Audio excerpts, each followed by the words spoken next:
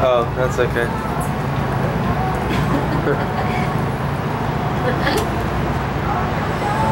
We got the palm for yacht.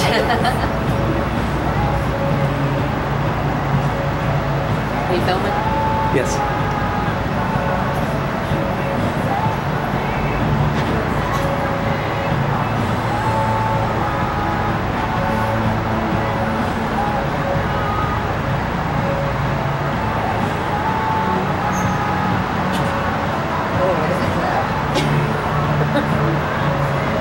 What? Oh, look at that cloud. So did you get to see the trophies? Were they doing the tour? Doing the tour like that it started. He said, I've never just both said. Alright guys, let's say good morning to you one more time. As you can see, we did just depart our station, Square Landing, home of the Gateway Clipper fleet. Now we weren't always on these stations square side of Pittsburgh. We actually got our start here in 1958 on the Monongahela Wharf side. We started in Pittsburgh with one boat called the original Gateway Clipper. And we are currently celebrating our 56th year of service with the city of Pittsburgh. We went from a one boat operation to a 6-vessel fleet operation. Our newest being the motor vessel Three Rivers Queen. We did purchase a Three Rivers Queen from Little Rock, Arkansas 2 years ago. We then sailed the Arkansas River, up the lower Mississippi River, to the Ohio, up here to the city of Pittsburgh. We'll be passing the Queen here in just a second. Now you are on the Duchess. We have the Empress to the right side of us. We're passing the Princess, and the motor vessel Majestic is just ahead of us as well. Now we are traveling up the Monongahela River. And the Monongahela River gets its start down in Fairmont, West Virginia. It then travels 128 miles, almost due north, its entire length up here to the city of Pittsburgh. The Monongahela River does meet up with the Allegheny River, and then it forms the Ohio River. We will be on both of them later on in our trip. Now, like I said, the Mon River, it does travel almost due north its entire length of Pittsburgh, because the mountains in West Virginia are much higher than we are here in Pittsburgh. So what's up must come down, Pittsburgh is down. So it travels north up to Pittsburgh, turns south down the Ohio River. Now there is not one island the whole 128 miles all the way down to Fairmont. By boat to get there, it takes about a 15-hour ride. By a vehicle, about an hour to 1 hour and 25 minutes to get all the way down to Fairmont. Now the Mon River is made up of a muddy bottom, so on a hot summer day you can actually see the bottom of the river getting stirred up as a towboat goes by as the propellers stir the sediment on the bottom of the river. So like I said, this is going to be a fully narrated sightseeing cruise today. Your narrator is going to be Leah.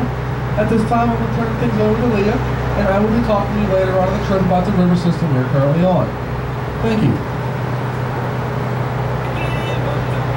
Thank you, Captain Jason. I am on the top deck. Right now we don't have any more of that liquid sunshine that we were getting earlier. So top deck drying off up here. As we get started, first thing I want to do is teach you to talk like a sailor. No worries, not that kind of talk. Right side of the boat is starboard, left side is port, the front is the bow, the back is the stern. I could never keep port and starboard straight, so 2 R's in starboard are for right. Off to our starboard side, you see Station Square. And right between the words station and square, you see that big hunk of metal? That is the Clinton furnace, the first successful blast furnace in the area. It is a Bessemer converter, and the Bessemer converter revolutionized the steel industry. This whole area that is Station Square used to be a railroad station and a railroad roundhouse. If you look up at the hillside, you see the tracks going up. That's the first of our 2 working inclines here in Pittsburgh. This one is the Monongahela or Mon Incline. The building that says P&L-E-R-R, that stood for Pittsburgh and Lake Erie Railroad. This building was the railroad station. If you get a chance, that bottom floor has a stained glass cathedral ceiling in it. You can look in, even if you're not going to eat at the Grand Concourse. You'll notice under the bridges, there's an echo, so let's make some noise. 3, 2. See, it's one of the few times in life you can actually be encouraged to make noise. Usually everybody's always telling you to shush. This bridge that we just went under is Pittsburgh's oldest bridge. This is the Smithfield Street Bridge. Third bridge of the same name is sit on this same site. The first one was a wooden covered bridge, which was destroyed in the Great Pittsburgh Fire of 1845. The second one was a steel suspension bridge built by John Roebling, if you recognize that name. He's the man that built the Brooklyn Bridge.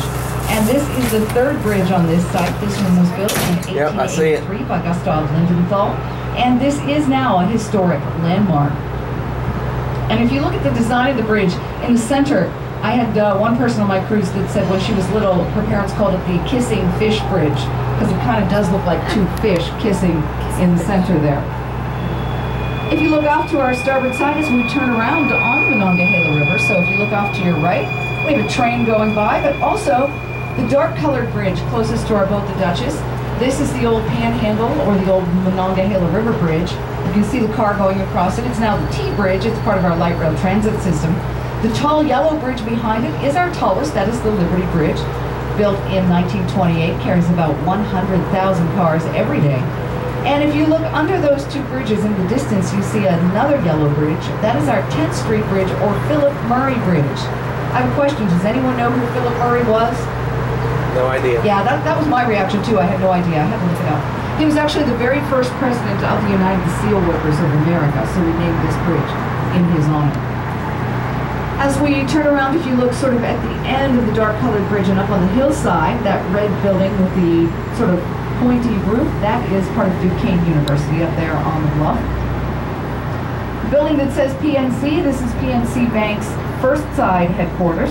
This building built on the site of an old abandoned railroad yard. It is 12 football fields in size, and it's a very green building. It's a LEED certified building, which means leader in energy and environmental design. A good percentage of this building is made of recycled materials. In fact, all the hardwood floors in the building are recycled. If you look above that, you see a building that says Huntington. This is one of Pittsburgh's oldest skyscrapers. This is the Grant building, built in 1930. And this building is actually, believe it or not, a certified lighthouse. I never knew Pittsburgh had a lighthouse, but that building in Huntington, that is a lighthouse. Now that little bit of scaffolding you see on the top of the building was once used as an aviation beacon. Not used in aviation anymore, but if you notice it flashing at night, it's spelling out the word Pittsburgh in Morse code. Behind that you see our second tallest skyscraper, BNY Mellon, at 54 stories tall. Right down the front of BNY Mellon, see that pointy stone tower there? That is Pittsburgh's courthouse. That tower was built in 1888. At the time it was built, it was the tallest building in the city. And you can see it's now dwarfed by the other skyscrapers. The silver stripy buildings there, those are four buildings that are close together. That's called Octagon Center. You see them all octagon shaped. The reason for that is they're very, very practical ones. They wanted as many corner offices as possible. So back under the bridge, 3, 2. We're out from under. Okay. Now, as we went back under the Smithfield Street Bridge, I mentioned the very first bridge that was here was destroyed in the Great Pittsburgh Fire of 1845. And what happened back then was a woman was heating wash water over an open flame, because of course they didn't have hot and cold running water, and a spark lit a nearby building on fire, and it was very dry and very windy, and the fire took hold. The Cleveland Valley burned all day, destroyed 40% of our city that day, and the bridge that sat here burned in just 10 minutes. But out of the ashes of that fire, Pittsburgh became an industrial city. Now, if you look off to our starboard on the right side and you look up, you see the difference of frame on the top of the building. That is our brand new skyscraper going up. That is PNC Bank's latest tower. This one is called the PNC Tower, but I'm not sure. If you look down here along the river, this low line of buildings where it says Edward C. Smiles Company. This is Pittsburgh's first side. Each of these buildings over 100 years old. This is now, all non-historic landmarks preserved because of what our city used to look like. And number 247 there, if you ever saw the classic zombie movie, Night of the Living Dead, George and Mary, they dug over here in Pittsburgh, and number 247 was his office at the time. And all the scenes in the movie were in the basement of the farmhouse were actually filmed in number 247. Now, if you look up, you see a tall building, right? It looks like a castle. It was actually designed to resemble Britain's Parliament buildings. This is PPG Place. PPG, of course, stands for Pittsburgh Plate Glass. And when they were building this complex of 6 buildings, they actually ran out of glass, and they had to buy glass from their competitors to finish their own building, which I'm sure the top executives were not happy about. Now, if you look down along the water where you see the grass and trees, This is Monongahela or Mon Wharf parking area. It's great for parking if you work in the city. You just have to be careful that it doesn't rain a lot because the rivers rise and this floods very quickly. Now we parked cars there today, but in the 1800s, steamships would ride for a stop along this dock. If you can picture, it was like a big sloping beach coming out from the river, and of course the highway wasn't there. So the ships would pull in and unload their goods and sell them to the people of the city.